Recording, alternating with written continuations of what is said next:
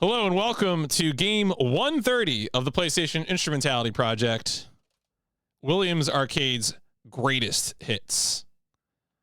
It's been a minute, so this is the first time I think we're doing a retro game compilation that is not Namco Museum, right? Because we've had Namco Museum Volume 1, Namco Museum Volume 2, and now this is the first time we are encountering a game collection that is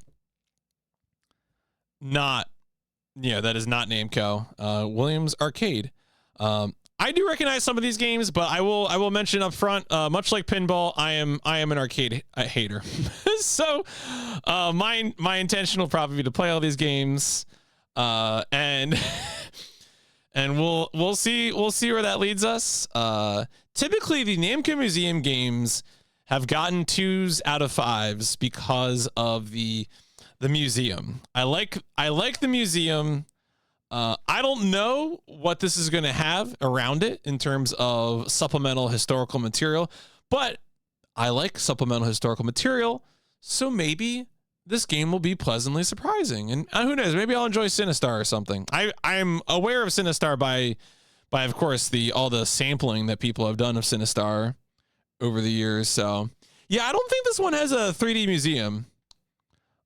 I think there might be still some kind of supplemental material. So let's go and check it out. Let's go see what we got from this one. Venture into the truth. So we are playing Williams Arcade's greatest hits. Our objective is going to be to play all games. So we're going to play them all at least once. We'll see how much I play them. This is a digital Eclipse release, which is a topic worth getting into. Because unlike Namco, which does it in-house, this one is done by ye olde Digital Eclipse. Digital Eclipse has been around for a long time now, 1992. And they basically got, they were sort of a weird, tech startup for doing arcade emulation on consoles. So that was kind of their thing, which is, I guess, why they're now, they're still around today, right? They're still, Atari 50 is the thing they just put out. So they're I think at this point, they are generally pretty well regarded when it comes to collections of classic games. And also in terms of putting in, extra material and historical stuff. Andy just mentioned Atari 50 or whatever, and now I know people have been talking about that one. Yeah, Atari 50, the anniversary collection. So pretty cool. Now we are a little earlier in history here. Of course, we're going to be dealing with Williams Arcade classics. Now, interestingly, I mentioned the topic generally in PIP of collections of games. We will see Digital Eclipse on this again because they also handle, they do a series called Arcade's Greatest Hits. They have an Atari collection, 2 of them. They have a Midway collection. So the arcade compilations will continue until morale improves. I simply must tell you, it will not stop. Man, they did a lot of Game Boy Color porting, didn't they? Wild. All right. So anyway, pretty cool stuff. I think, didn't the Video Game History Foundation guy used to work at Digital Eclipse too? Maybe he still does. I forget his name. But what we're doing today is Williams Arcade's greatest hits, which has 6 games on it. Includes Defender 2, Joust, Robotron 2084, and Sinistar. Something Frank Cifaldi, thank you, Paisley. I should know that guy's name. And so what's fun about this, one thing I just want to point out is that several of these games, I think it's Defender and Robotron, have PS1 remakes. I'm pretty sure Robotron does. I think Defender does, or Defender might be a 6th gen thing. I might be confusing that with a 6th gen remake version. I say remake, like reimagining, 3D reimagining. Those comes in all sorts of flavors with arcade games, but Robotron's also on N64. I'm pretty sure it's definitely okay. Yeah, I was gonna say because Tapioca I know played something that was like a thing like that. Fender had 3. Okay, yeah. So, but I'm pretty sure Robotron doesn't Robotron. Yeah, Robotron X is the one I'm thinking of. So that is also. Oh, no, 2020 when they moved on to. Okay, not sure when he started. I think it's before co-founder of Kern. Ah, gotcha. Yeah, I listen to their podcast sometimes, the Video Game History Foundation podcast, and follow the stuff they do. Pretty cool stuff.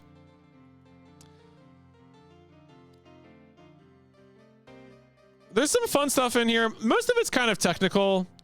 They actually did get the original source code, which is kind of funny when we think about, you know, how much source code has been lost by other companies. Cough, cough, Square Enix, cough, cough. It's pretty neat that they are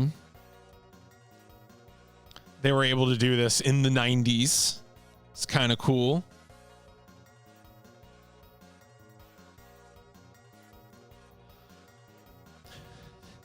This is a great sentence. Despite working with more advanced hardware, the team still found emulating the original hardware challenging, specifically getting Joust to operate at an acceptable speed on the Windows 3.1 operating system running at 20 megahertz. God. Beautiful. Now, one thing I should mention here too is that unlike Namco Museum, which is purely a PlayStation product, this is on a million platforms, right? This is on DOS, Windows, Macintosh. There's 16-bit versions of this as well on Genesis and SNES. Someday Spike Vegeta will play Williams Arcade's greatest hits. Apparently even a Dreamcast version? Is that right? Wow. It is a Dreamcast version. You can play this on the Dreamcast.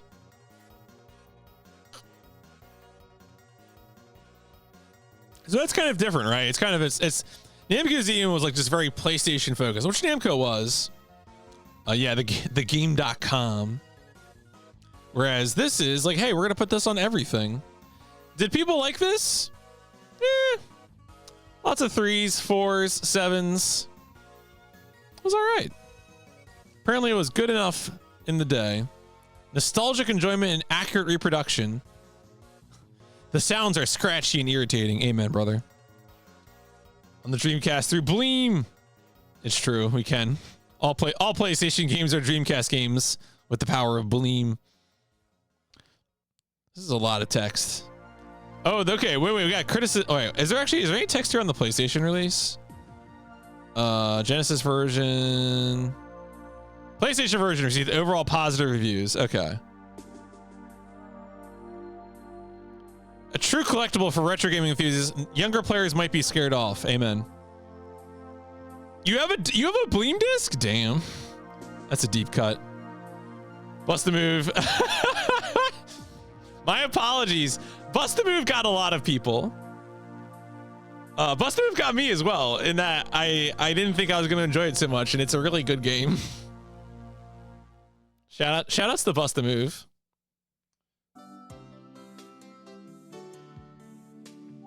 I mentioned before that that I've been occasionally playing games on my Nintendo DS with the EverDrive GBA, and one of those has been the Game Boy version of Bust the Move 2 Arcade Edition. It's a very funny thing to do. Dreamcast Bleem compatibility wasn't that great. Yeah, I could see that. Have an emulator arcade game compilations because it's easier than setting up. Yeah, no, it's true. That is absolutely true. Without Bust the Move, I mean, but for that one game, Amerlin was doing really well, and then took like two shots of 3 points between like Wing Commander and actually I think also Bust the Move.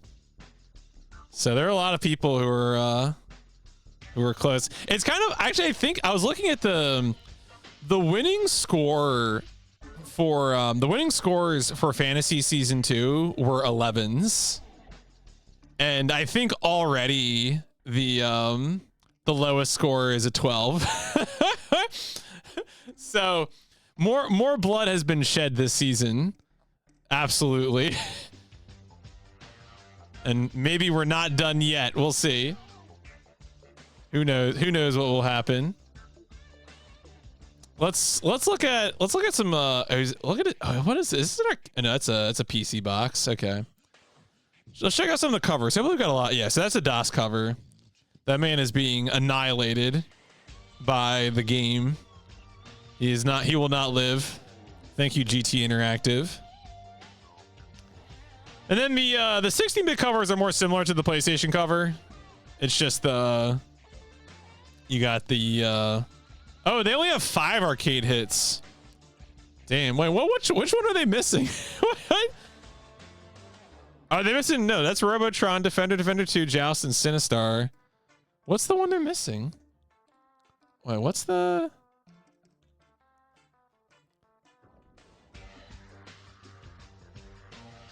Oh, Bubbles. They're missing Bubbles. Damn. Sucks to suck.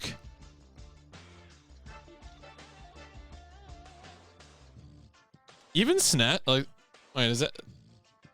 Look at this Super Nintendo cover. And that's what you get when you play on the Genesis. Oh, no, wait, that's not the right... That's the wrong... Moby Games. That's not the right game, Moby Games. That's a different collection. All right. Well, we're going to have to go to the powerful PSX data center so that we can read the back of the box. The hits that once made you a regular in local arcades are now coming home. Relive the old days chasing down the dirty scum in Bubbles. Enjoy Defender once again as you navigate your vessel through alien territory. Defender 2 includes added villains and features not found in the original Defender. Challenge gladiators in a fight to the death in Joust. Once again, Robotron 2004? Oh, sweet summer child. That's a 2084, but nice try. Lets you clash with a mutant force of robots to save the only remaining human family. With the coolest graphics of its time, Sinistar returns with great outer space battle action. Bring back some great memories and master your favorite arcade classics once again. That's such a... This is the jewel case version. They should have had a chance to fix it, because this isn't even the long box. Whatever. Can't win them all. Oh my... I'm sorry. Okay. I need to make a post somewhere. Wait a second.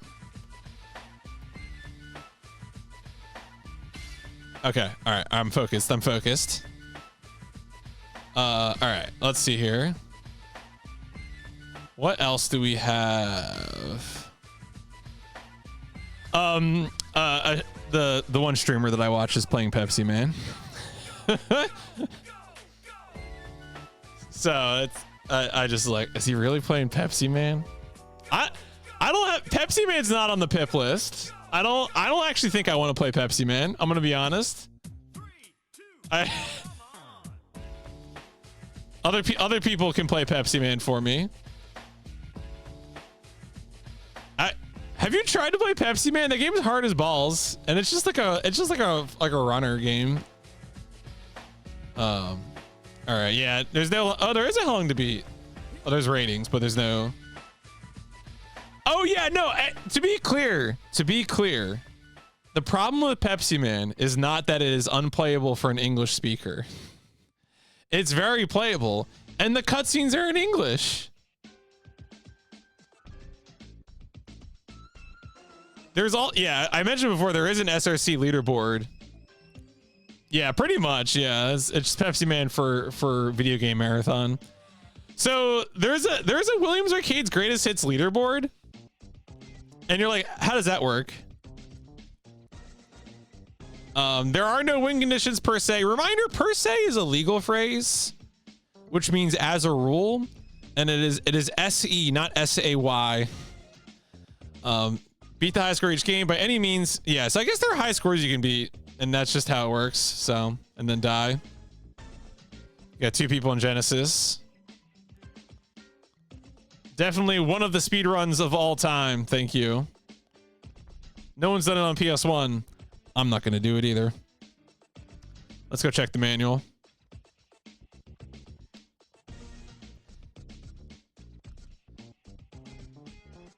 After the game intro, you'll be in the arcade room, which is where you select which of the classic games you wish to play.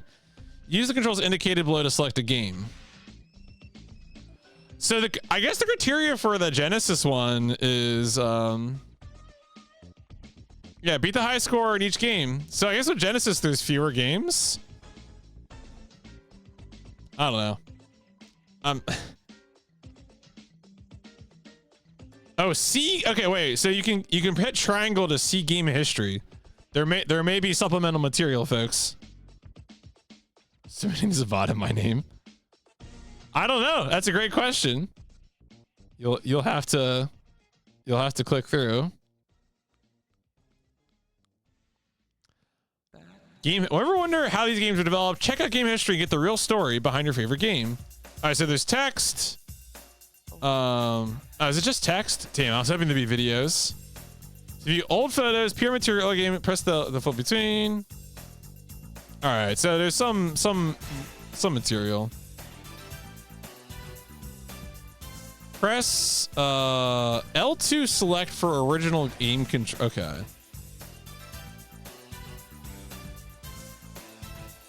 Let's see. Except for Defender. All right. When the game is in attract mode, see special screens visible only to arcade operators. Bookkeeping screen, game adjustment screen. In all games except Joust, 2 players must share controller number 1. All right, so I'll probably need these screens. Yeah, so these pages will be very useful.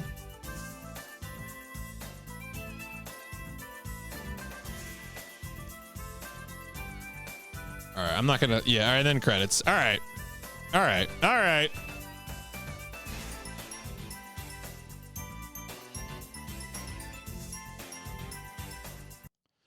All right. Let's do this. Let's get into this.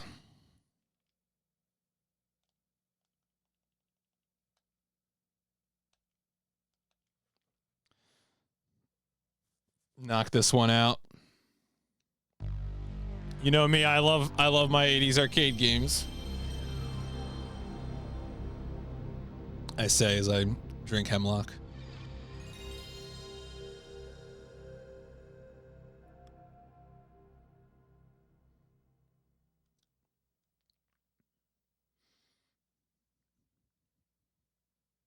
I've not played Joust before now. I don't think I've played any of these. Maybe I might have played Sinistar. I don't know. I don't remember it.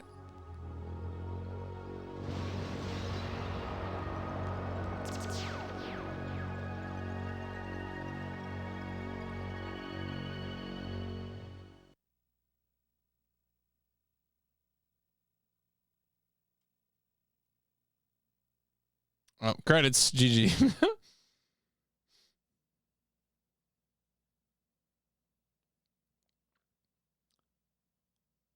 Oh, history and video interviews. Okay, okay.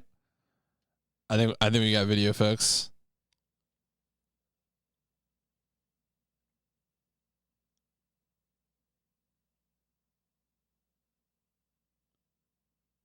All right.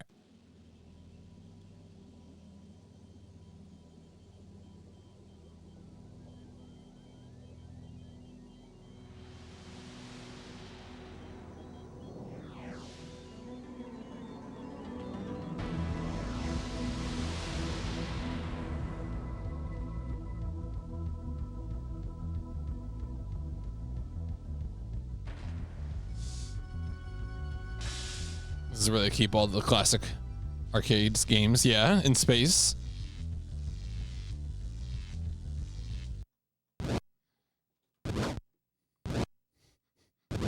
Ow.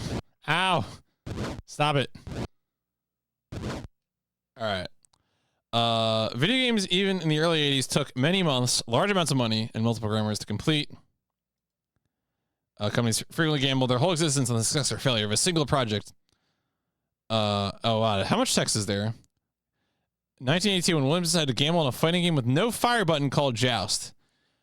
On the PS1, I need to look through it as a folder that appear to be interviews. Yeah, so it's near the video clip menu. All right, is there a lot of text here? Oh yeah, I can't. I will die if I read all of this. All right, let's check out the videos. Years later, newcomers more than happy to talk about little bugs. The belly flop bug. Oh? All right. Was there a clip one that I scrolled past? Does it like cue you in? Oh, here you go. Newcomer and his team turned Joust into a high concept strategy game. Artwork too. All right. Compared to now, we're working with bubble gum and rubber bands and and hot glue. Essentially, the memory in the game was, I believe, 96K, which is just nothing. Now, I mean, we waste that on title screens nowadays. So the real challenge in designing games back then was, how do you do something interesting with some nice animation, and how do you do it in such a small package? Because that doesn't allow us a lot of variety. Okay.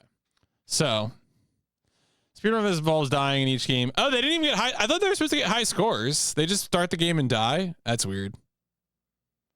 I thought the SNES like run actually, because the SNES runs like 10 minutes, so I assume they actually get the high score.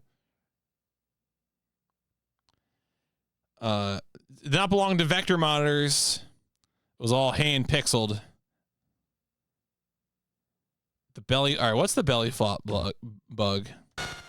Oh, really? Oh, it does it. Okay. There was a bug when we first were working on the flying and the running of the ostriches, and we had neglected to consider is when the ostrich lands on some of the floating cliffs, of how's that handled. When does the animation call the running leg and then the non-leg flap sequence?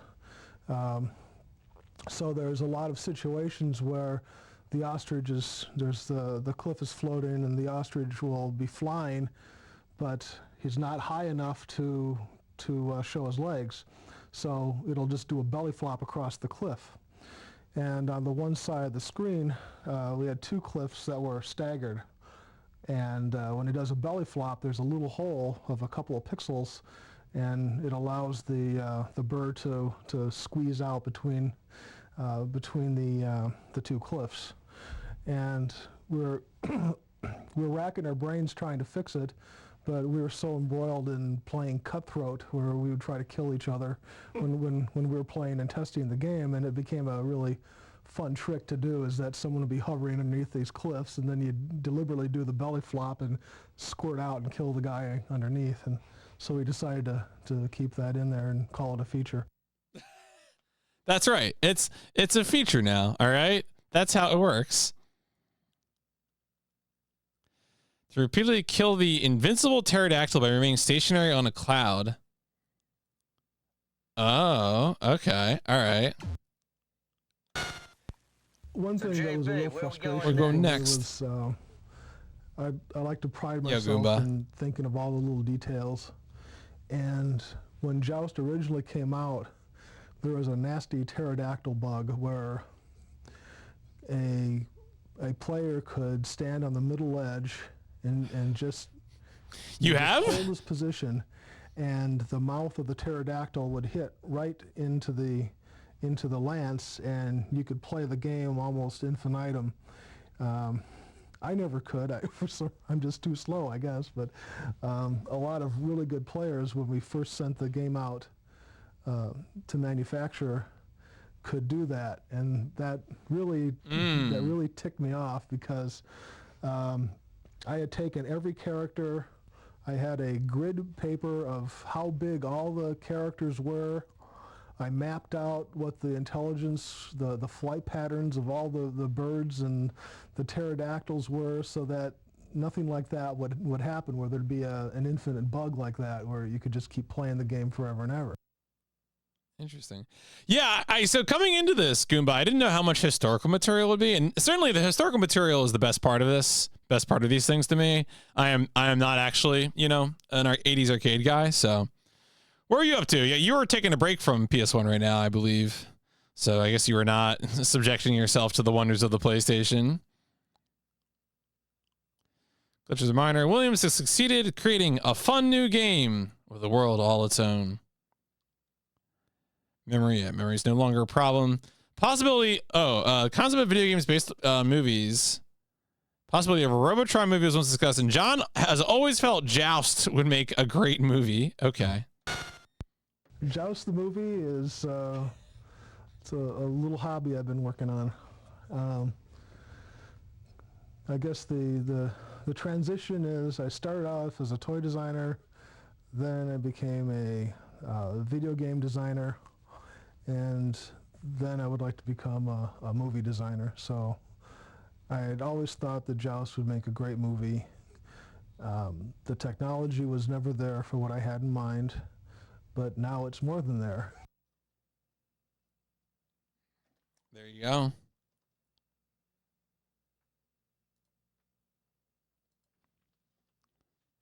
Oh, wait. I need to respond to someone real quick.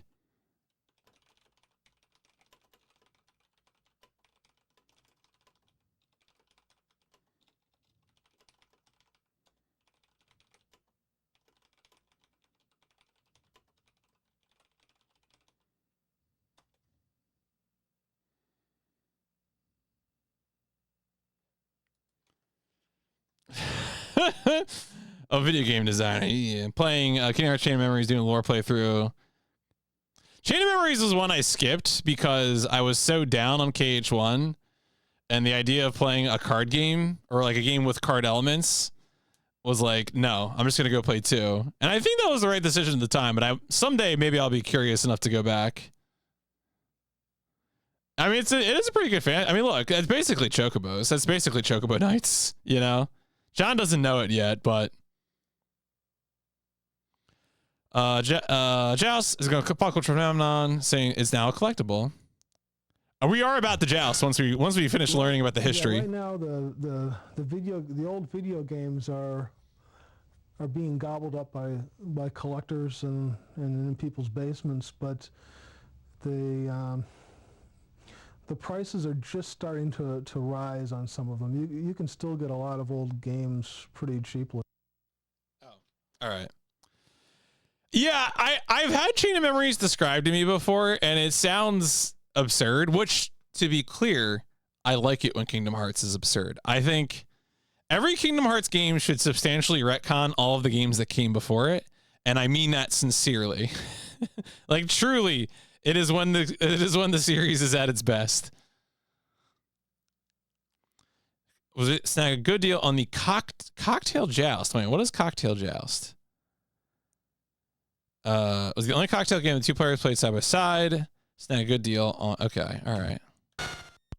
I've been looking for an original Joust cocktail table, of which there is, even though the Joust did really well, we only made about 500 cocktail tables, and it was really too bad because it was one of the originals. It was the only 2-player simultaneous side-by-side cocktail game that was made, so it had a unique look because at the time most all the other cocktail tables like Pac-Man and Ms. Pac-Man, one person sat on one side, the other sat on the other opposite, and then the screen flipped around. Well, this played just like the regular Joust because you're both sitting next to each other, and the screen didn't flip. So I'd always regretted that I didn't get one for myself, so I finally found one and did some trades here and there, and I paid about $500 for it. But I would say they're probably worth more than that now. All right. Joust, released in 1983, was the first 2-player head-to-head. Oh, Joust Pinball. Interesting. Okay. Joust Pinball. A pinball convention hosted a Joust Pinball tournament last year. Less than 500 were produced. The most coveted piece for any Joust Meister would have to be the rare and ill-fated Joust 2. We don't talk about Joust 2. All right. Tell me about Joust 2. Joust 2 is the trivia question of all time, I guess, was that there actually was a sequel. We tried to resurrect Joust in 1985. Didn't make many games, but this is at a time when very few video games were selling, and there wasn't much of a video department anymore, and they had met with you know, some of management. Were trying to figure out, well, gee, let's try another game, and so we were considering resurrecting and doing a sequel of either Robotron or Joust, and they decided to let's give Joust a crack at it. All right. Well, you know, did what you could. Vertical screen made home conversion impossible.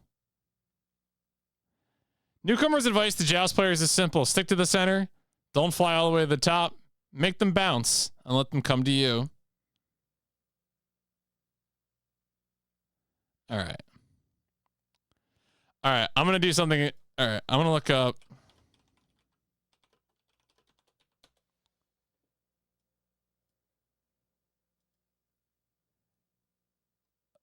I think John Newcomer is still with us. Looks like he's doing well. It seems like, okay. So he did work at Midway for a period of time after this.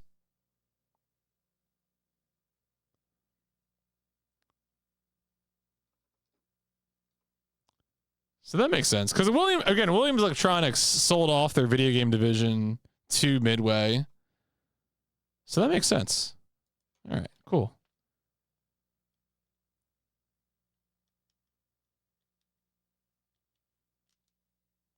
All right, well, let's go ahead. Continue?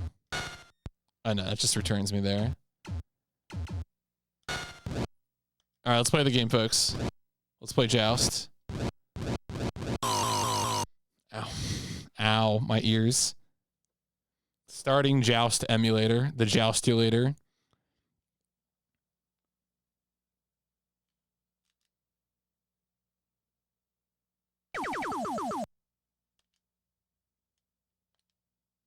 Oh, is there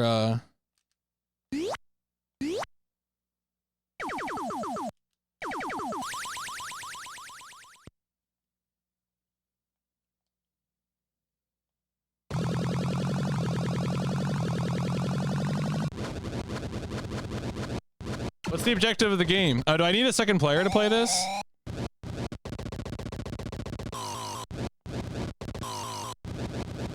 What am I doing? Oh.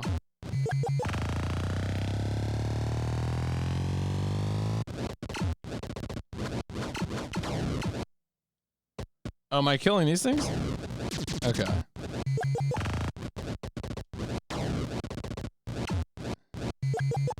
I guess I do need a second player. Oh, so there's eggs or something too.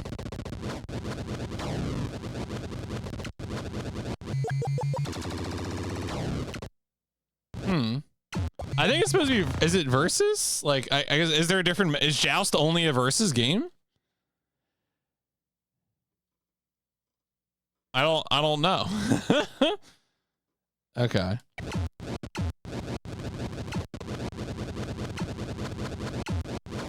Joust is co-op. Okay. But can also be done single player. Oh, so is the objective to hit the player one game over? Yeah, you can go nuts. You can go nuts. You're good.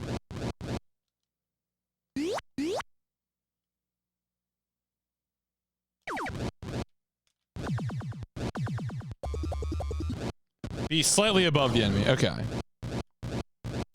How do I... Surely there's a way to do extra... Let me look at the manual here. Um.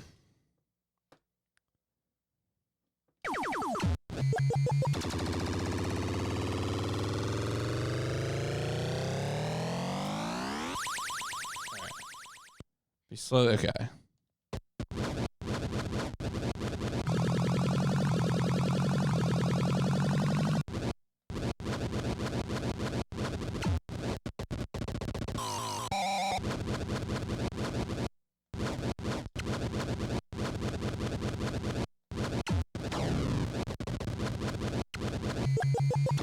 Okay, yeah, it seems like it just height wins. Yeah, okay. Right, yeah, okay, I got you. Yep.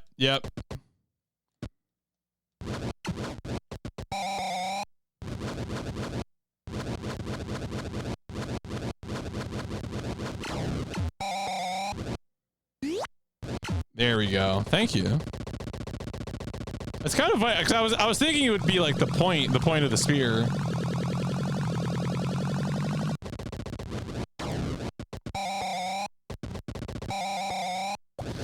The brake noise.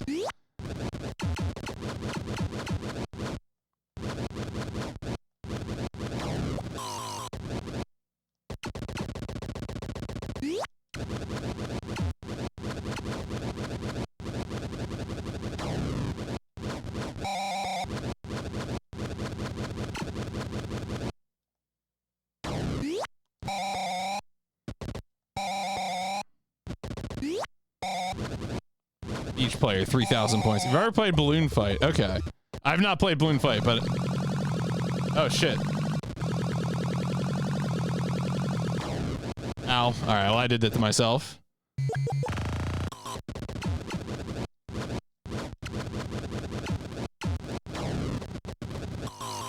Well, that's going right in the soup. I did get a cooperate. I'm so cooperative. Please understand. Nope. I fell in.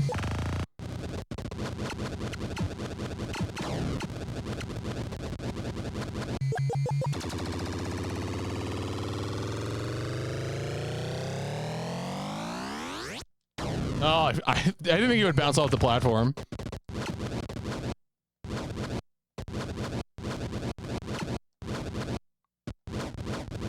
Nope. I shouldn't have done that.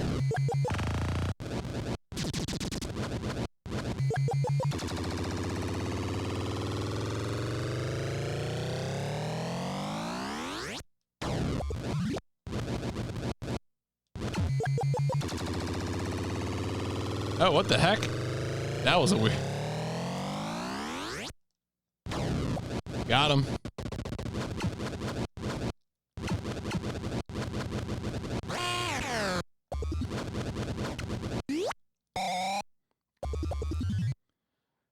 For dismounting first player.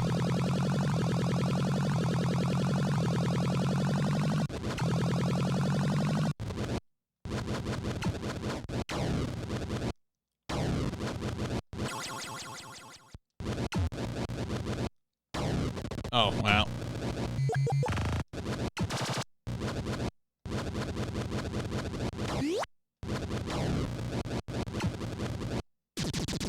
Rest in peace, player 2. We hardly knew you.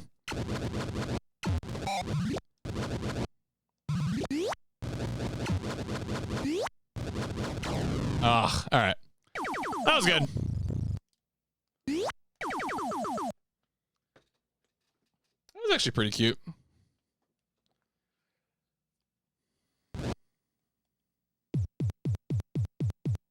All right, this is, yeah, Robotron, the inside story on Robotron 2084. Midway's greatest arcade. Okay. I see. Third game delivered to Williams by a creative team led by Eugene Jarvis and Larry DeMar. Complete departure from their work on Defender and Defender 2. Oh, wait. So, should I be playing? Maybe I should play Defender and Defender 2 first. All right. Wait. Let's. Beware, coward.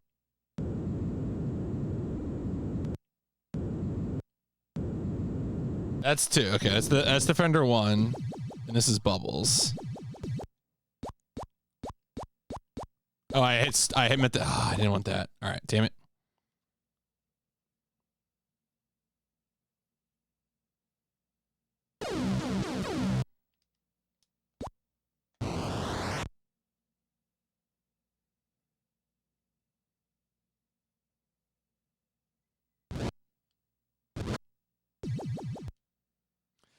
By 1983, it seemed every possible idea had been used in a video game except the kitchen sink.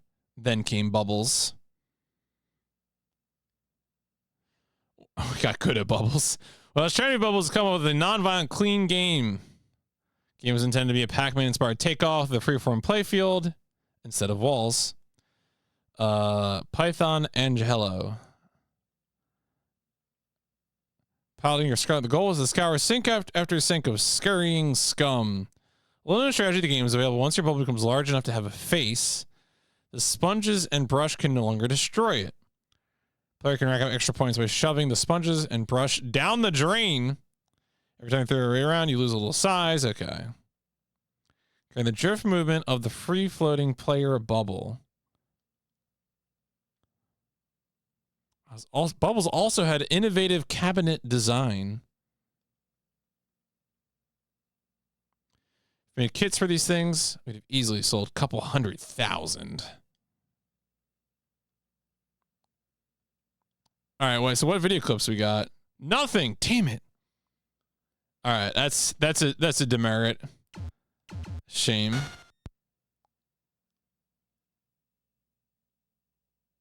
Hit parade.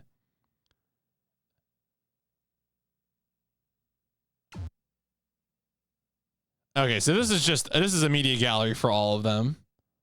This is not game specific. 300 of the 18,000 Cruisin' USA games.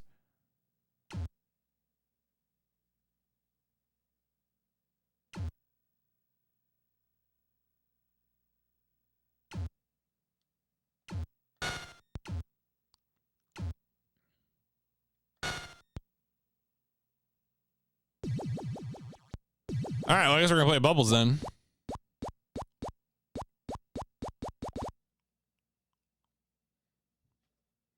All right, where's the Bubbles page in the manual?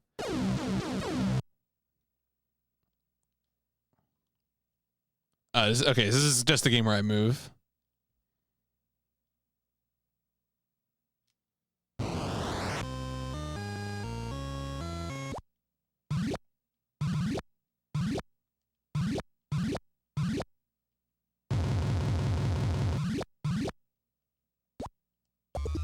Oh no, okay, he kills me. All right.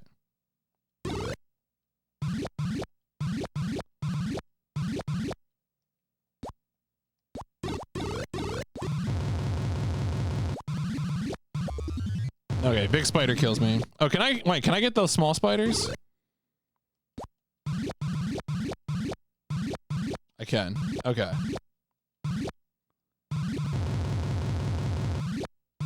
Oh, no, not that one. Not that guy.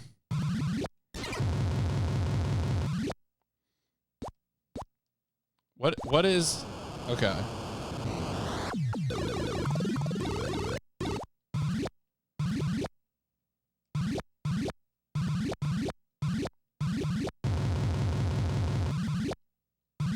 Oh.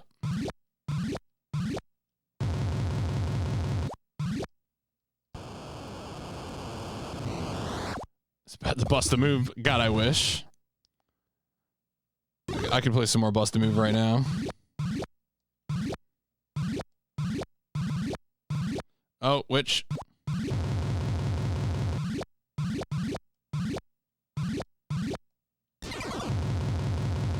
Why does it have a face? Oh shit.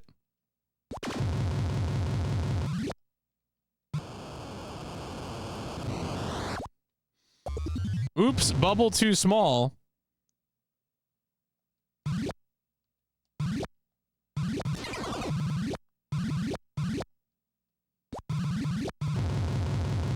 Oh my god, it's an... Can I kill the witch? Oh, I can. Wait, what does that do?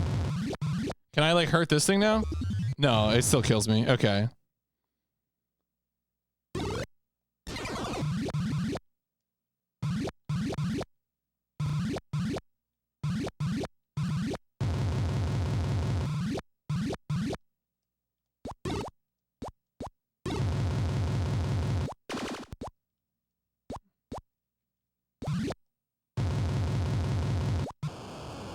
Wow, my face is a nightmare. Like, what do you mean this is a game for children?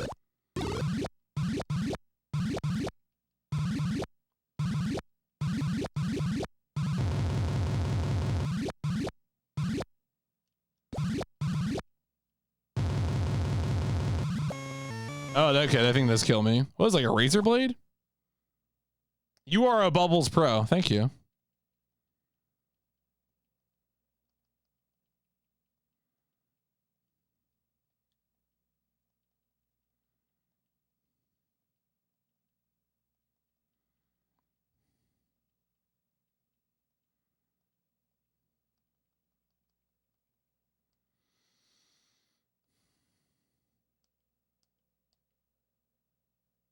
All right, there was no player 2. Spoilers.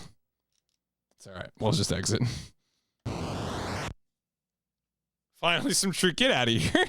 I'll fight you. I mean, honestly, this hasn't been too bad. I would say I'm having more. I think I had more fun with Joust than this. They were fine. They're honestly better than the Namco games. I'd rather play either of these than Pac-Man.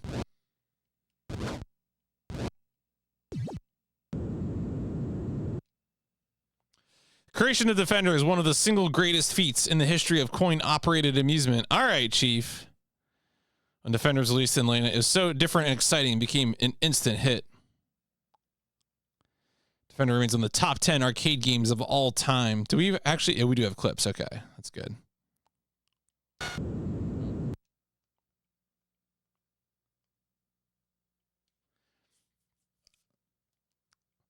Are the clips Jarvis, computer science graduate, entered the amusement trade, working for Nolan Bushnell.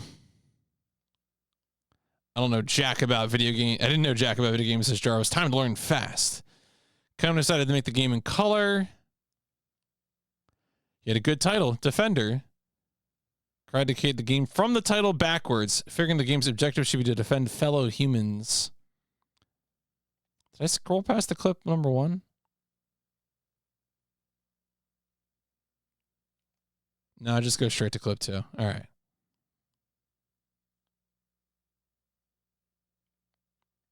Well, let's see what clip number 1 is.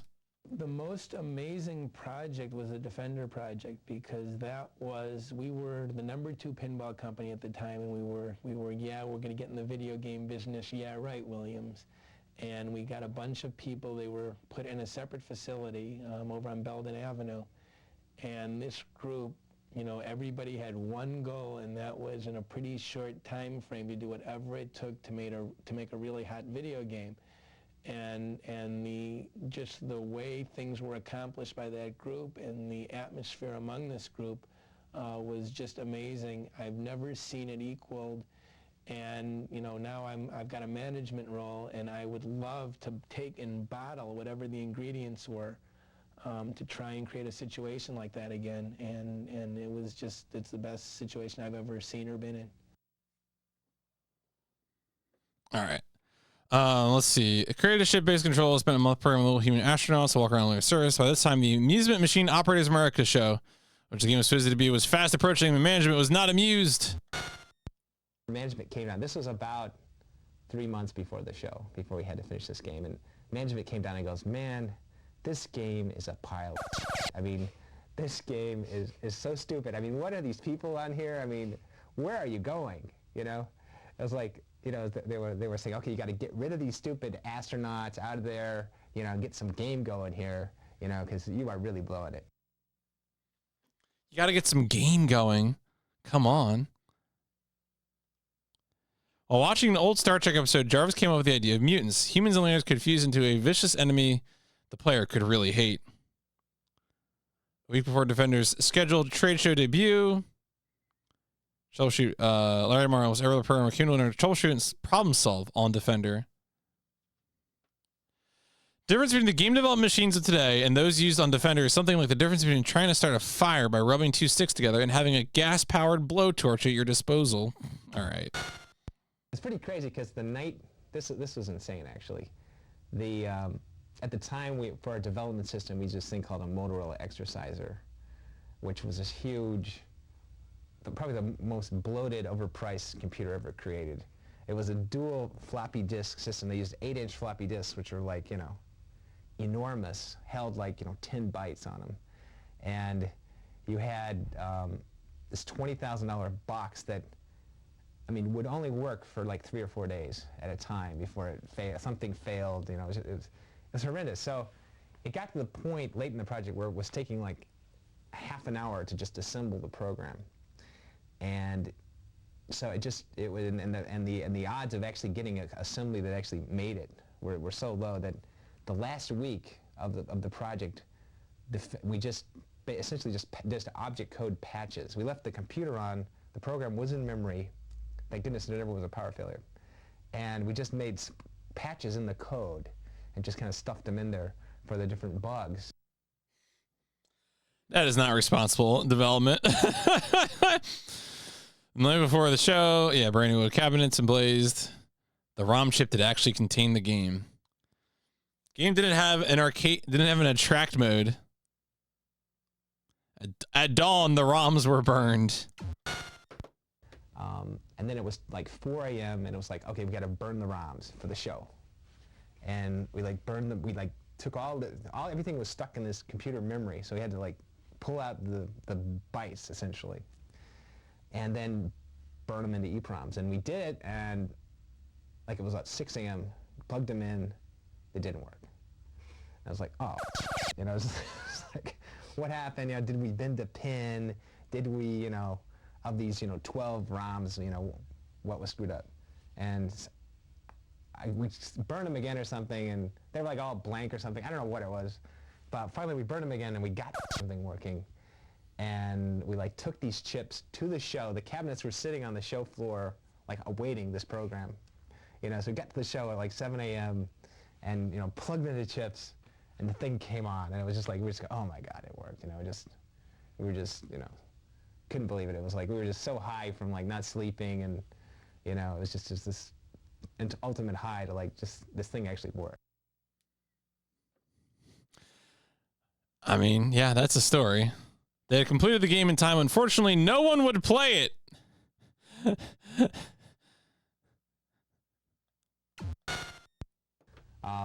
And then the show was the Amusement and Music Operators Association, the AMOA, which is the big coin-op, quarter-eating game show, and in the United States, and mostly attended by game room operators and arcade chain executives and various other industry hacks. And the thing is, that the tragic thing is, none of these people actually play video games, you know. And we had Defender out there, and nobody would play it. I mean, they were afraid. They were so afraid of this game that I had to like spend my time trying to lure people into our booth to like play the game, and they'd want to watch me play the game, or, you know, sometimes we'd have a couple kids in there playing the game, but mostly the game was empty because everybody was so afraid of the game. I guess it was all the buttons. You know, we just had so many buttons on there that, you know, people just go, man, I just can't deal with it. Just can't deal with the buttons. Exhausted, tired, and high from lack of sleep. Jarvis was still undaunted. He was actually sort of proud that people found it confusing. So it's kind of like, well, we go, oh, okay, it's kind of cool, you know. Maybe we'll sell 1,000 games or something. You know, maybe some suckers will buy them. But you know, at the time, it seemed like it was a bomb. But I don't know. We were just so high from finishing the thing that it wasn't disappointing at all. In fact, I don't know. We kind of maybe were proud that it intimidated everyone. You know, it's like we're kind of proud that the game like freaked people out. You know?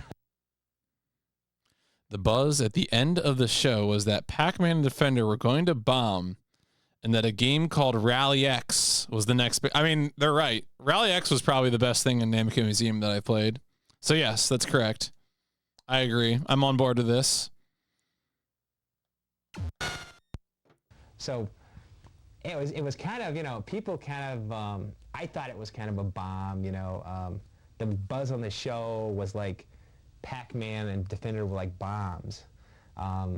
Pac-Man because it just played forever and it wasn't exciting, and Defender was like way too complicated to play. And people were thinking this game Rally X, which was a little car racing game, was like the big game of the show. They're right. They're right. When they're right, they're right. Jarvis, who sentimentally refers to this time as the 1 week he was the world's greatest Defender player. Simply make a game and let no one else play it, and you too. The arcade disc was the first hint anyone had that Defender wasn't the 300-pound paperweight everybody thought it was. We stuck it out in an arcade, and the first night, I didn't even show up. You know, I mean, you stick this thing out. You've been working on this thing for months. You almost got fired, you know. I mean, there was a point where I cleaned out my desk, you know, in like the dark days when I was working on the astronauts. I'd actually cleaned out my desk and had put all my stuff in boxes. I mean, I was that close to like just quitting. And so I just didn't want to, you know, I didn't want to find out what people really wanted. Like, so I didn't show up first night. And second night, I go out to the arcade, and the place was just, there was like people 10 deep watching Defender. There was people sitting on chairs and couches and like camped out around this game. And at that point, I figured, wow, maybe this is kind of cool. All right. Average game time was 33 seconds. Players not realizing they could thrust or reverse. Came back for more. Defender fever took hold. What sort of man? Jarvis is profiled in a June 1982 issue of Playboy in a piece called "What Sort of Man Invents Defender?"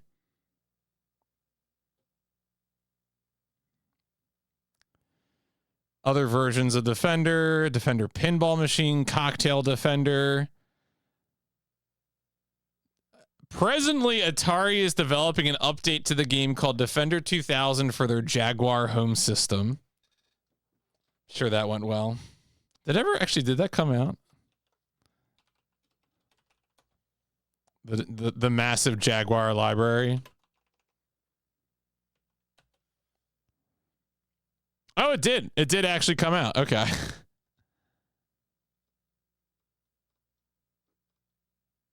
Huh. There you go. There are video games in the Jaguar. That would not have been my guess.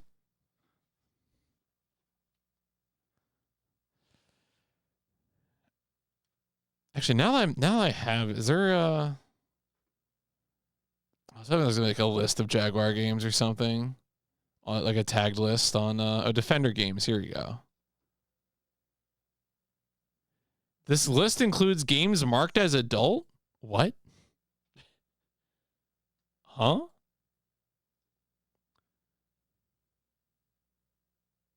Which? Okay, I'm gonna click. No. All right. Anyway. Okay, yeah, there's the PlayStation 2, Xbox, GameCube Defender. But there's no PlayStation Defender. Okay. Confirmed. All right, anyway. Let's play Defender. I feel like I might have played this. This looks familiar, and I just saw screenshots of Defender 2000. Why would I have played this?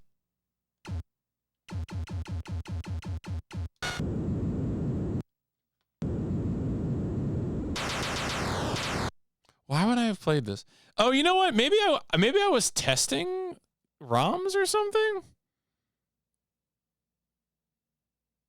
Yeah, I don't know.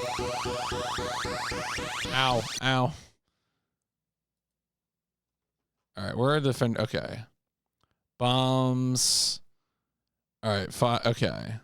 Fly left, right. Okay. Oh, maybe you know what it was? You know what I'm thinking of? I think McCall had a Defender night that I watched a bunch of. I think that's what I'm thinking of. Was there a Super Nintendo update of this?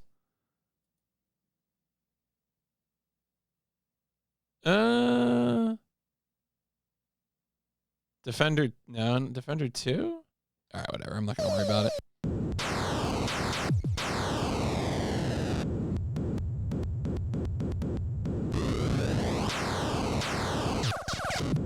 Ow. All right, already destroyed.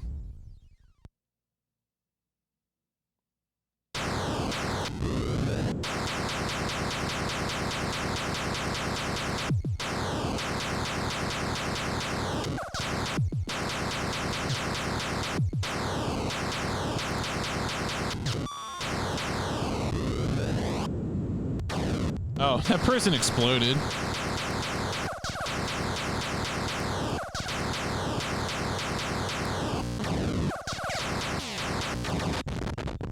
All right, so what is okay? So I'm just shooting aliens?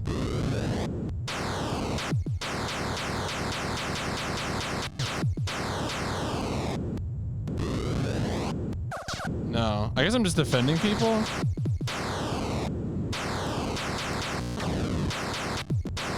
Oh, oh.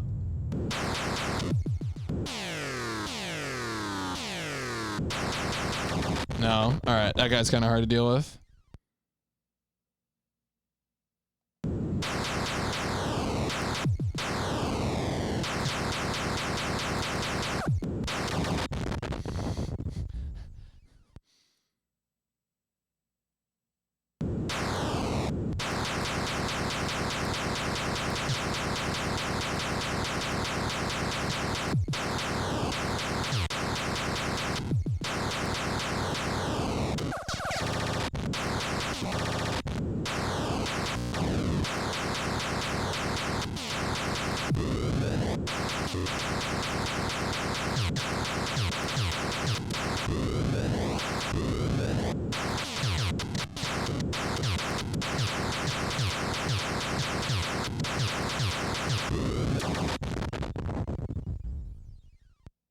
Yeah, all right. I don't get this.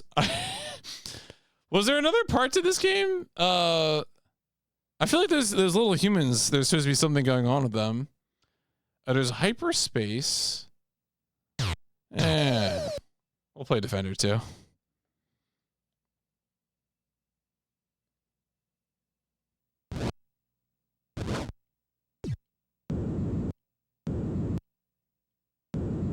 All right, let's see the Defender 2 history. Video game that doesn't kick your butt the first time you play it isn't doing its job. Disagree. They want to get their butt. All right, Eugene Jarvis, get out of my PlayStation. In February 1981, Eugene Jarvis and Latimar had formed their own development group called Vid Kids. That was Vid Kids. That was we started in February of '81. And then Stargate was our first game. And that, what else did you guys do besides Stargate? We did Stargate, Robotron, and then a game called Blaster, which is falls into that low production category. And we also actually developed an Atari 800 version of that game, which preceded the coin-op and was never brought to market.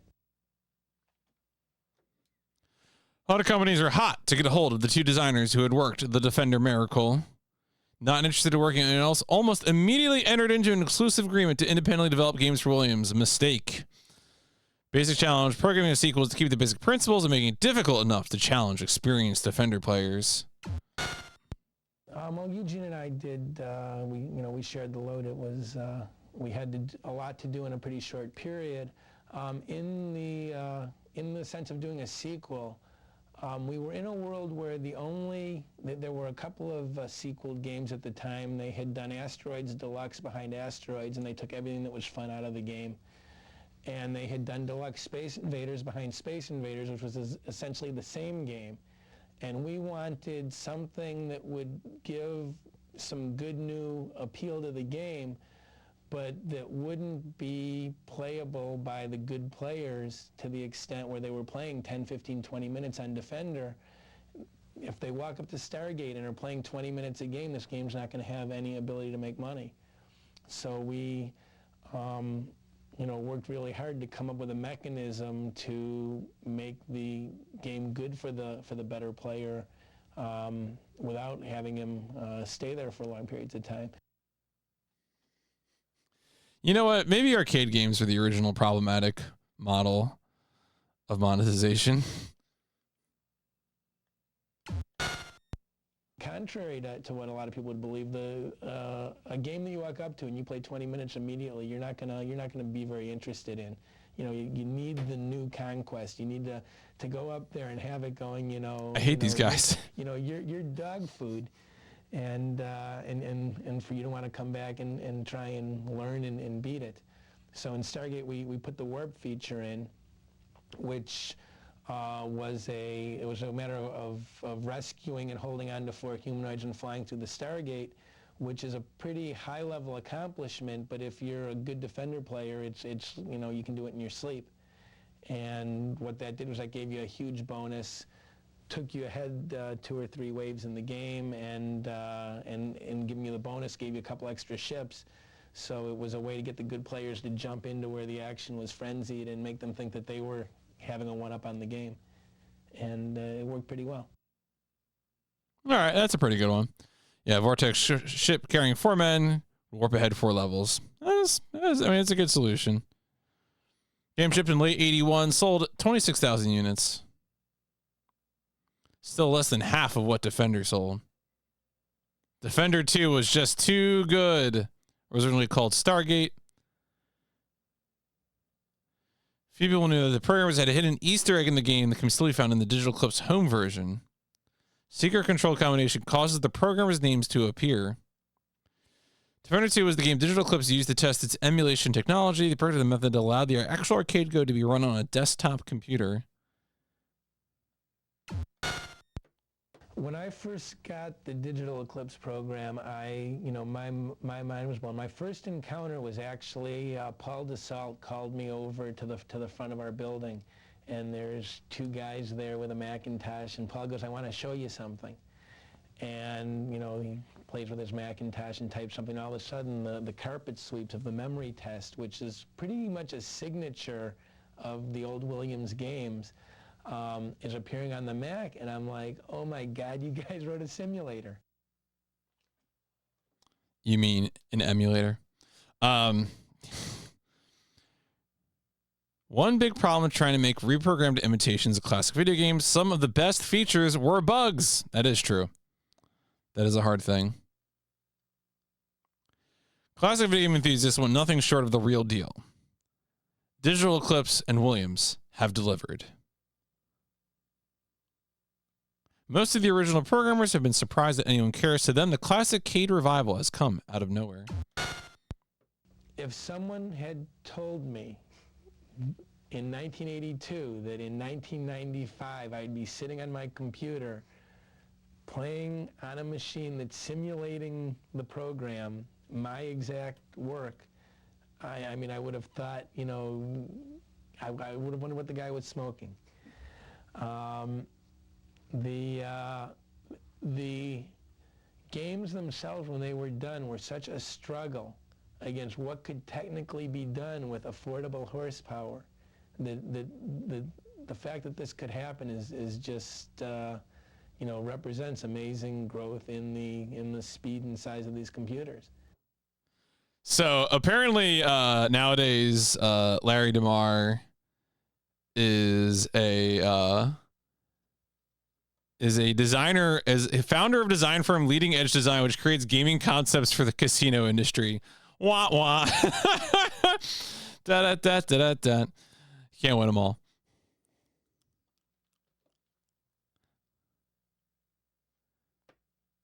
What does Eugene Jarvis do? His family owns the Jarvis Wines Company in Napa, California.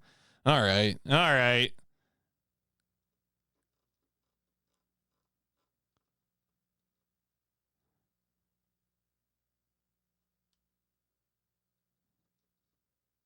Jarvis is the only video game designer to have his work featured on a U.S. postage stamp. That can't possibly be true anymore. Yo, what's up, Lau? How's it going? All right, well, let's try some Defender 2. Not holding my breath for this one, but we'll see what we get. I should try out hyperspaces. I don't even know what that's supposed to be.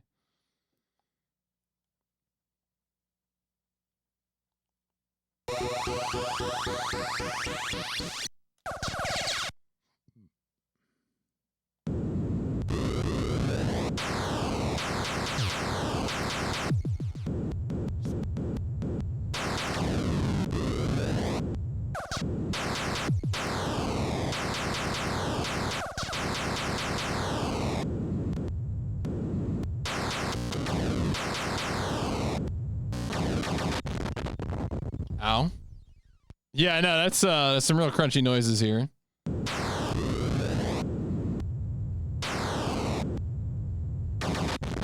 Oh. Well, that was a great wormhole. Thank you.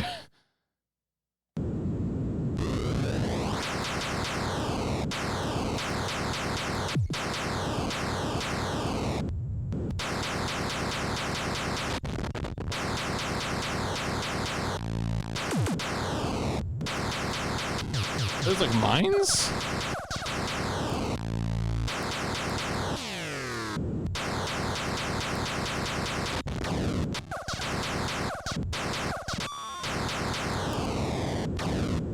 Pretty sure that person exploded.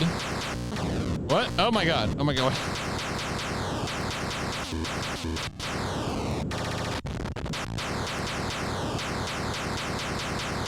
Oh.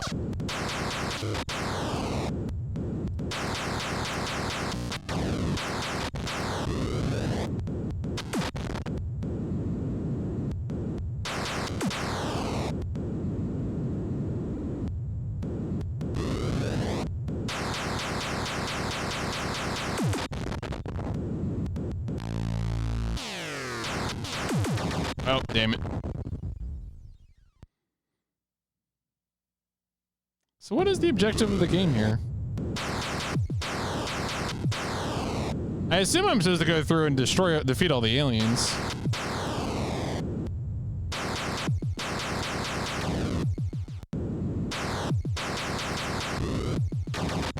Oh, there was a... Is it a star in the sky? Or is it a bullet? I don't know.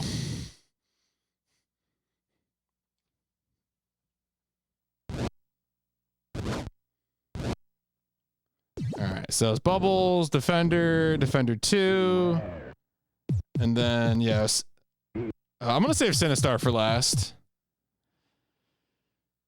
Alright, let's see. Robotron was the third game delivered to Williams by the creative team led by Eugene Jarvis and Larry DeMar.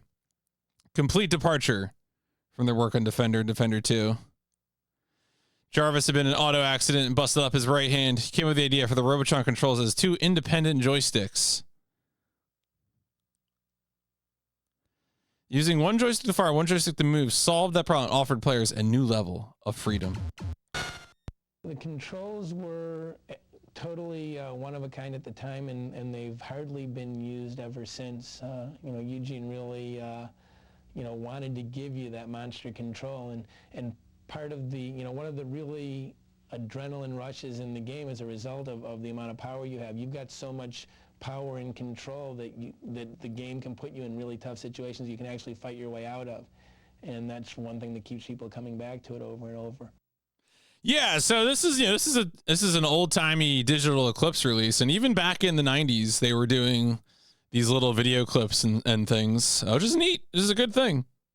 Probably my favorite part of this of this release. They just kept adding robots. Few games have equaled Robotron's body count per second. Problem is they needed a story behind all this mindless carnage. Jarvis reasoned that if machines kept getting smarter, they would eventually realize humans were a liability. I think they will soon realize that humans are nasty little things. You know, they're trying to blow up things. They got car bombers. They got nuclear terrorists. You know, all these mass murderers. You know, all these nasty little habits that humans have. You know, create wars, threaten to blow up the world. You know, endangering the entire planet. I mean, it's clear that humans are psychos, and for their own protection, you know, we'll have to be confined in safe zones. That's just you, Eugene. All right. We're going to put you on the vineyard. This mission is destroy the robots and save the nuclear family. Robotron was an instant hit. In addition to it being another fun and innovative game, Robotron was bolstered, being the first game with 2D bit blitter hardware. Second of 3 games, Jarvis and DeMar developed independently. Third project was Blaster. Many games from the mid-'80s like Blaster became lost in development or test runs. There were some games in that period that were producing either low numbers or not at all that most of the audience probably hasn't had a chance to see. Some low production games were Mystic Marathon, Turkey Shoot, Inferno. Those three they were tested, and then there were some number built of each of those models, and they can be found in collectors' hands, but the quantities are limited. Then there were games like Play Ball, Speedball. There's at least one other that were fully developed and tested, but were never put into production, and there are no games in collectors' hands. I have the only existing Play Ball sitting in my office. There you go. Robotron has some cool bugs. In early versions of the game, quarks were referred to as cuboids in the attract screen during the tank wave. If the tanks fire 20 shots that don't hit anything, the game thinks there are still 20 shots in the air and won't fire anymore. That's pretty good. Brainwave is a great bug that can be used to rack up bonus points galore. What happens is the brains, their algorithm, which was supposed to be seeking out the closest human and then go and reprogram them. That was supposedly their algorithm. Something got screwed up, which actually I never really looked into it. Didn't really want to know because it was working good. But they all turn out they initially will seek the first human, which in the case of the first brainwave is Mikey. There's one Mikey and there's all these other mommies. And so they're all going for Mikey. If you can keep Mikey alive, don't pick him up and don't allow the brains to kill him. If you can keep him alive, then the brains will continually try to seek him and they won't program any of the other mommies. And so in that situation, you can basically kill all the brains, but you have to leave one left so that the wave doesn't end. And this is the horrible thing, is that so often you'll like kill the last one, or it'll be a grunt will be left or something, and then it'll run into like an electrode, you know, before you picked up this treasure trove of points, which is all your humans are just waiting out there, and you wait for one turn. You want to pick them all up in one turn so you can turn them all into 5,000s.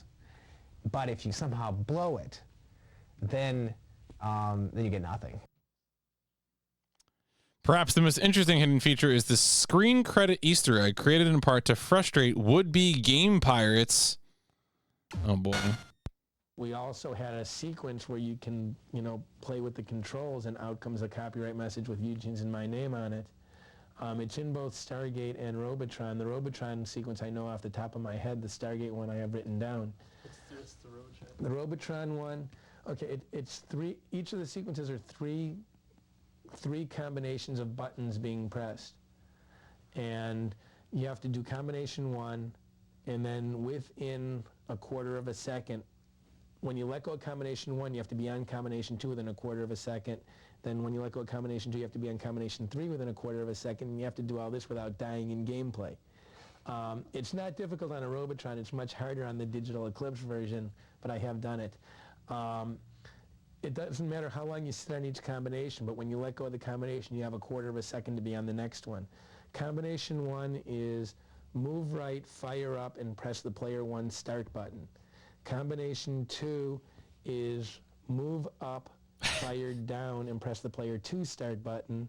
That is the two-player start. And then combination three is move down, fire up, and you hold the fire up, and it'll hold the message on. When you let go of the fire up, the message goes. All right. Well, there you go. Damar has since shifted back into pinball, where he is known as one of the world's foremost programmers. Jarvis went on the retool Robotron as Smash TV and to work on games like Narc and his current project Cruisin' USA, which have kept kids from ever leaving the arcade. Years later, Robotron still has a piece of Jarvis's brain.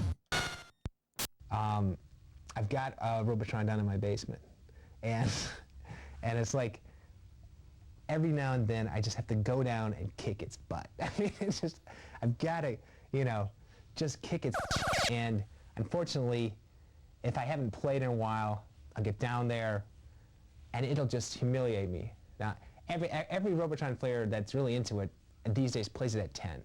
You have to play the total maximum difficulty. Otherwise, you can just play it forever and it's not interesting. But at 10, it is a real nasty, mean game.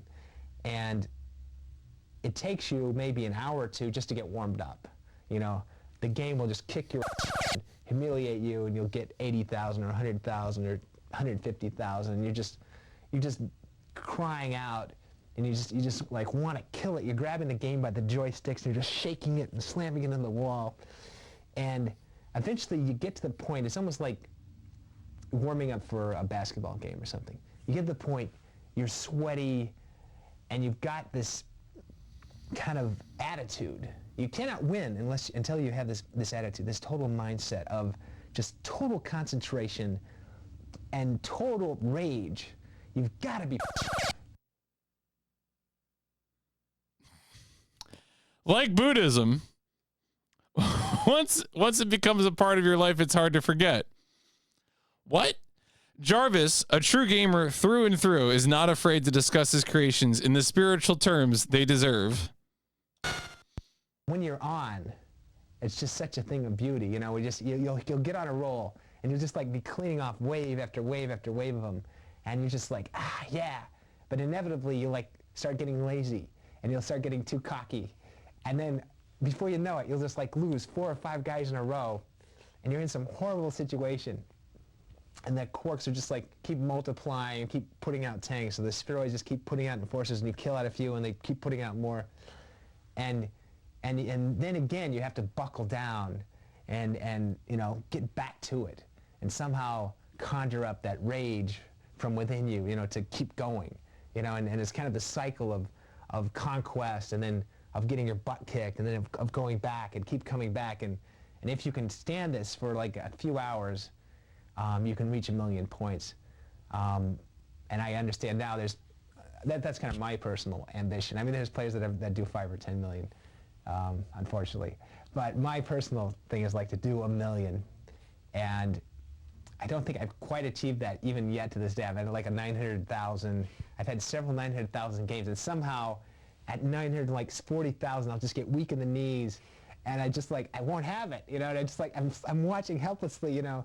I've just, you know, maybe I'd had a run of 100,000 points on a previous guy, but some reason I'm just sitting here and I'm helpless and I'm crumpled, but I'm just like a sweaty, limp dish rag, and something I can't get over that 1 million point barrier. But that's still my personal ambition. I know someday I'm going to kick that game. You know, I'm going to kick its butt. I'm going to beat it. And you know, until then, the basement appointments will continue. All right. Well, the basement appointments will continue, folks. Oh, jeez. Okay. Well, I suppose I should play some Robotron.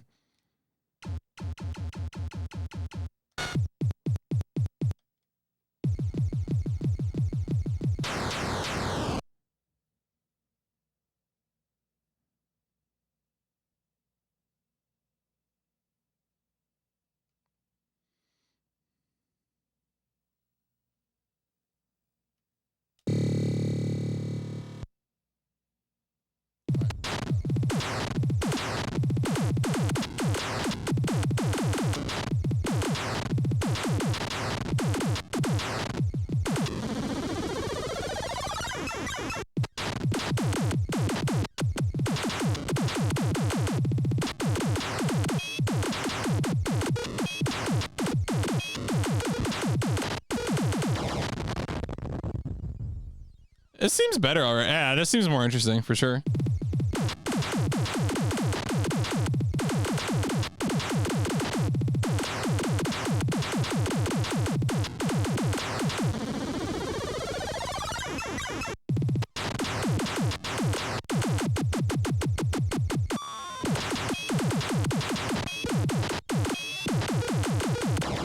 Oh shit. Okay, those guys. I guess those white guys are bad news.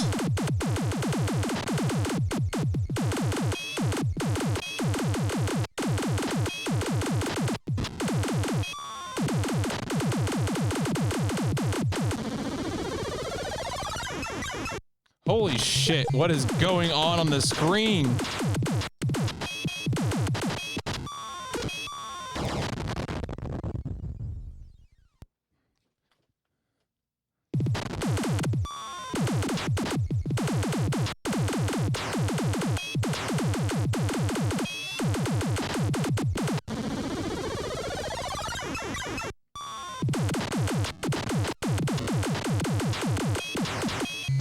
No, that's too much.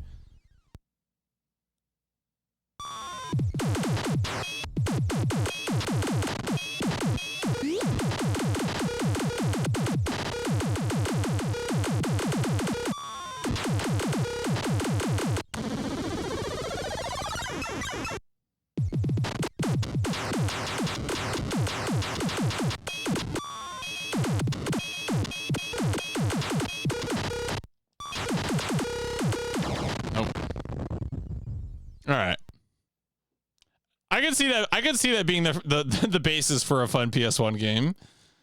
I can see the vision. Little clunky as an 82 game. Beware, coward.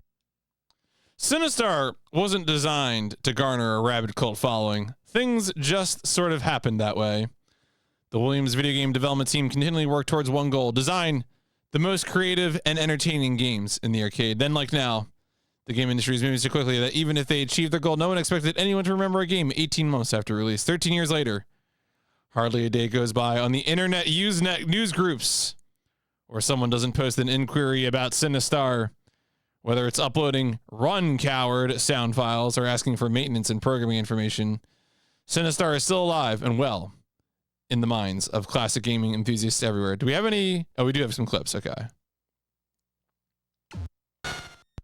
Sinistar being remembered so fondly is remarkable for two reasons. One, it's a very hard game to play, and two, it came later and shipped considerably less, now it should be fewer. Fewer is quantity, less is degree, come on, than most of the other Williams classic games. The game was a complex, labor-intensive creation that went through many incarnations with many contributors. Most of the people who worked on it aren't the types who log on to the internet's rec.games.video.arcade.collecting news group every day. I mean, who is though? In the beginning, the game is referred to as Sam's Game after initial programmer Sam Dicker. One day, the Williams video team left their Chicago offices to meet for an off-site brainstorming session to come up with a new game. John Newcomer was given the task of sifting through all the ideas and writing a story with game specs. He came up with a 7-page treatment for a game called Juggernaut. All right. At the time, Williams was attracting a unique strain of employee, people too weird for the computer industry and too smart to try to make a living as artists. What's wrong with making a living as artists? Or going into video games. Jack Hager had just graduated a degree in painting from the Art Institute of Chicago, and he came to the company. My first real job, and I'm in this building with a bunch of college guys who aren't wearing shoes and are sleeping in sleeping bags in their offices. We all went and saw movies in the afternoon. This was a real job.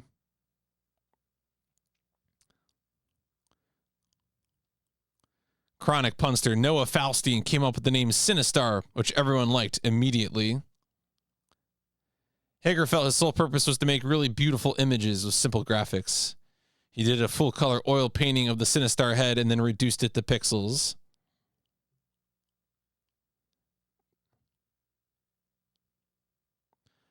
When Sinistar said "Run, Coward," it actually sounded like "Run, Howard." Where's the... Oh, here we go. I want the video clips. Okay. Basic Williams hardware system had to be augmented to accommodate the massive image manipulation necessary to animate the Sinistar. Solving these complex technical problems, while invisible to the arcade player, is what made the game a classic. That quality that I saw back then, it still stands out. A lot of times these days with a lot of the games, the newer games that we see come out in the arcades, they're interesting, but they're either they're beautiful games to look at, but the gameplay is real lousy. It's not an enjoyable experience. Or they've got some interesting gameplay things going there, but they don't pay attention to graphically what really makes a game look good and can help bring the player into the experience more. You don't see a whole lot of attention being paid to all of the parts of a good game all at the same time, as they used to in the old days when the disciplines seemed to have been different. And so it's really easy for me to believe that there's this, classic bring the old stuff back again kind of sentiment out there. All right, important news. This guy has a homepage, and it's still up. Thank you, RJ Michael, for whatever is going on here.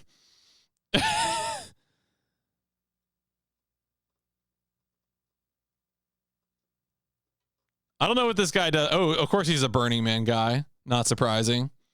Apparently this guy was hired. His last professional credit is that he was hired in 2012 by Google to be director of games. Apparently he also contributed to the design of the Atari Lynx Best known for creating the user interface intuition for Commodore's Amiga in 1985. Oh, okay. Then also contributed the design of the Lynx and the 3DO. And then in the late 2000s, he was worked on PlayStation 3 stuff. So, yeah, pretty good career.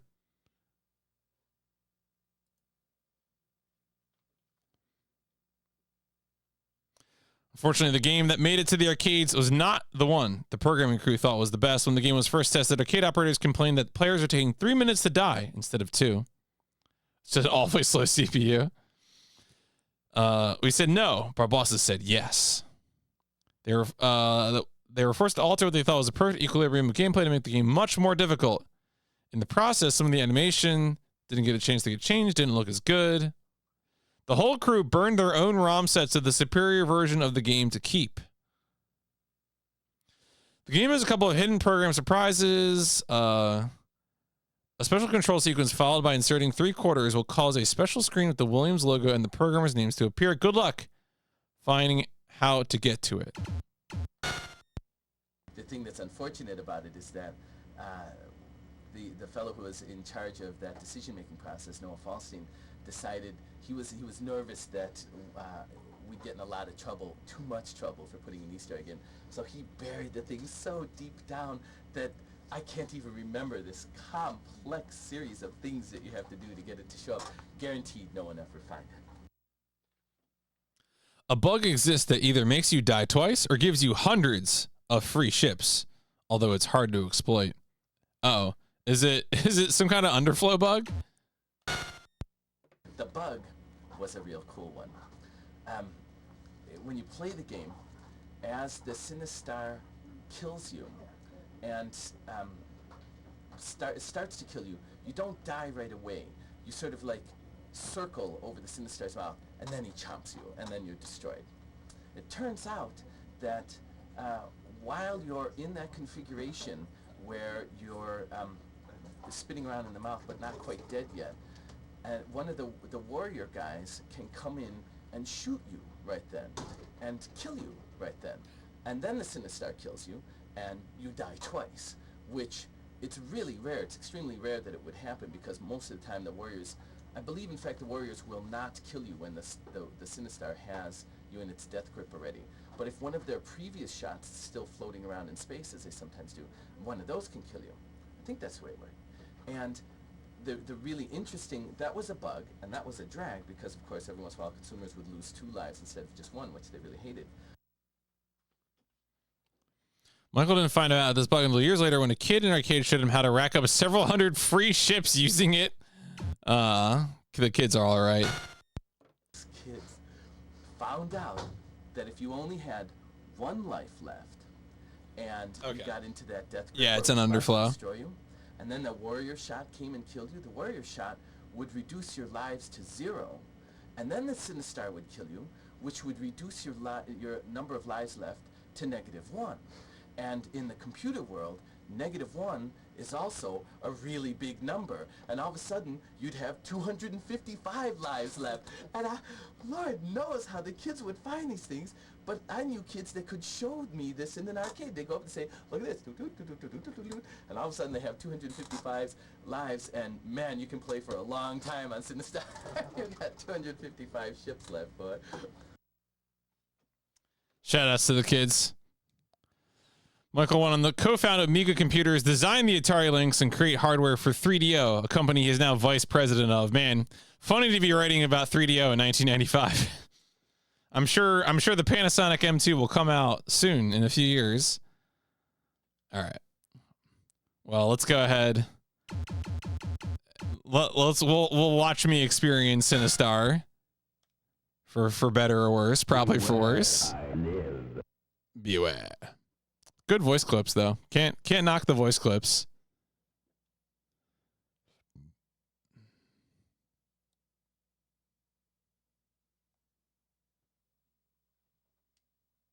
Cinemortals.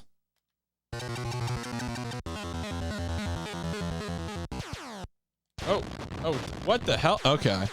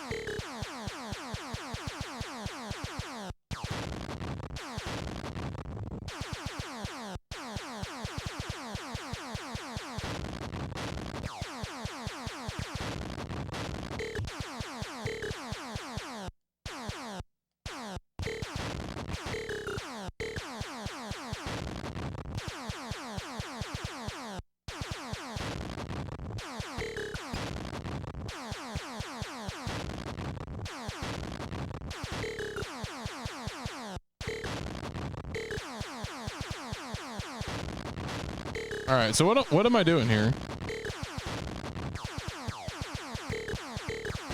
There we go. Finally dying.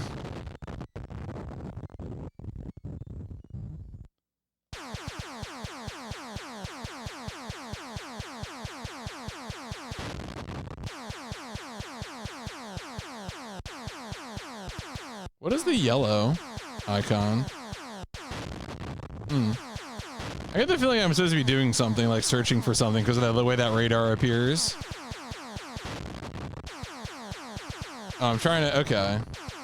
Who's reconstructing Sinistar?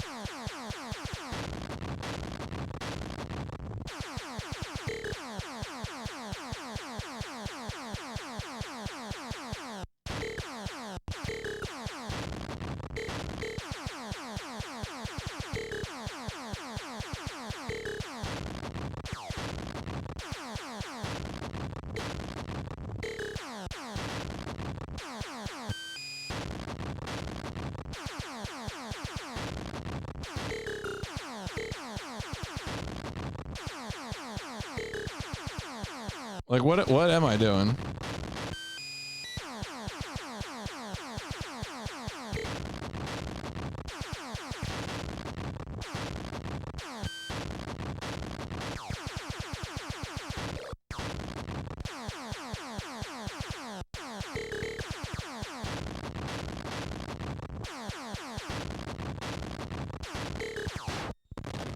Yeah, I don't. Where I live. Oh, I live? Okay.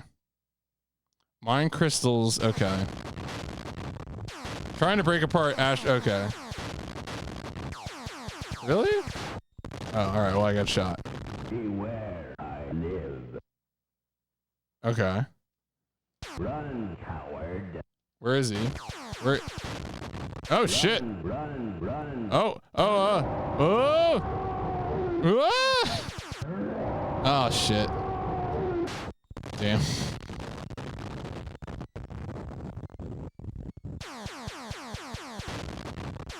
That's pretty messed up, IMO.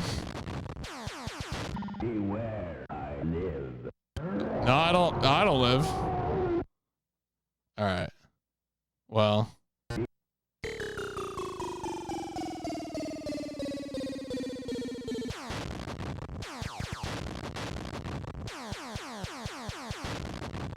The Sinistar voice lines are really good. Run, coward. Run, coward. Run. All right, well, that's a classic.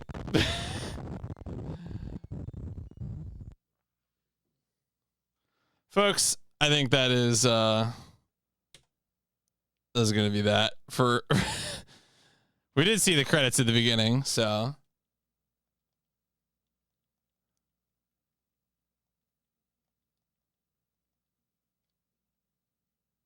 oh, whatever.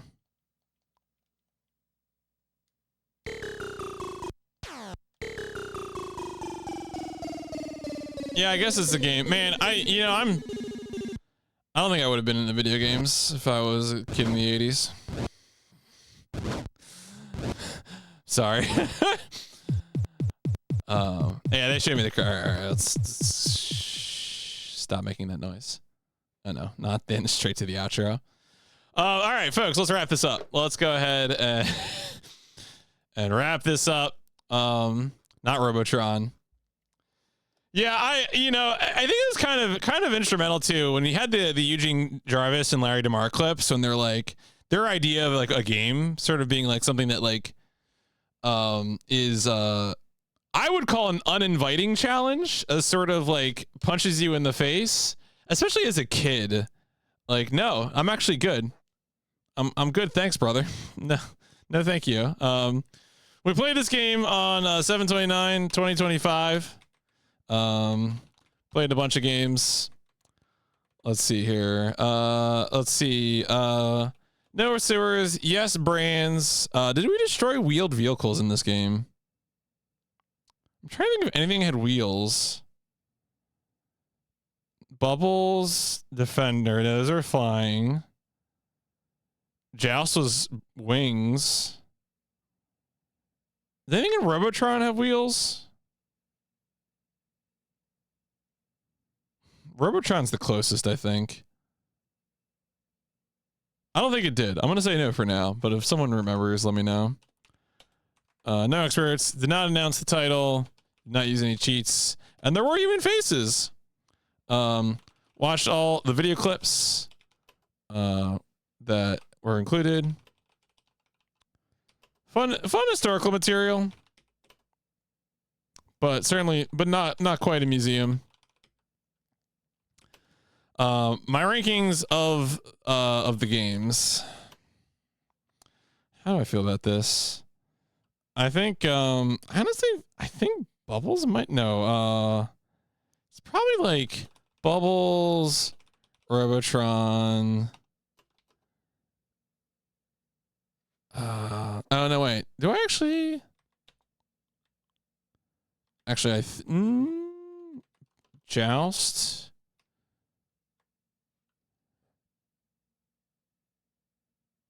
Yeah. Sinistar, Defender 2. Defender, don't even know her.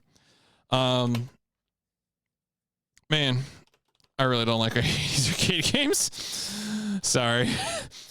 All right. How do I feel about this one? Is the historical material enough to elevate this to a 2? I'm comparing this to Namco Museum in my mind, and Namco Museum had like a really good vibe that this game doesn't have. I think this game is a 1. If you made me, I would 100% rather play Namco Museum, like very, very much so. So I think that's where that is. So is this our first? I think this is our first digital Eclipse. Yeah. Okay. We'll see them again for similar products.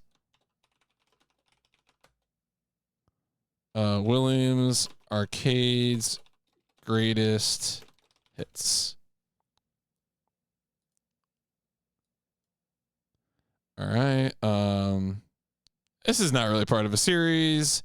Genre, compilation, and then this would go right here.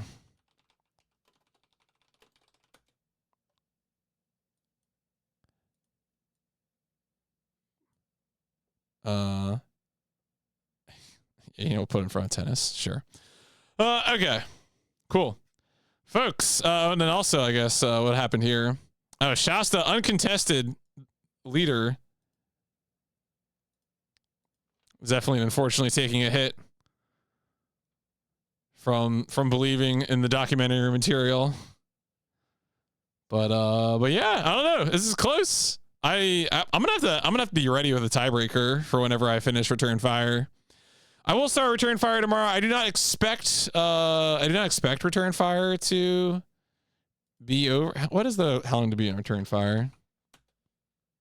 Oh, I didn't even start I was so annoyed I didn't even start the music. That's how you know I was like perturbed. All right. Who knows? Not 48 hours. We'll figure out what's going on. Who would even benefit from a 5? I mean, I guess the people with 4s would benefit the most. So, yeah, I think at this point it's really down. It's really like. So what if it were to be I don't even think about it. You would. It's true. 50 hours of Return Fire. I hope this is not another Magic Carpet situation. I mean, Magic Carpet wasn't that bad of a game, but we got video games to play. All right. I'm going to go ahead and get out of here, folks. Have I talked about I did mention it briefly at the top. I'm going to do the outro. This has been game 130 of the PlayStation Instrumentality Project, Williams Arcade's greatest hits. Sorry.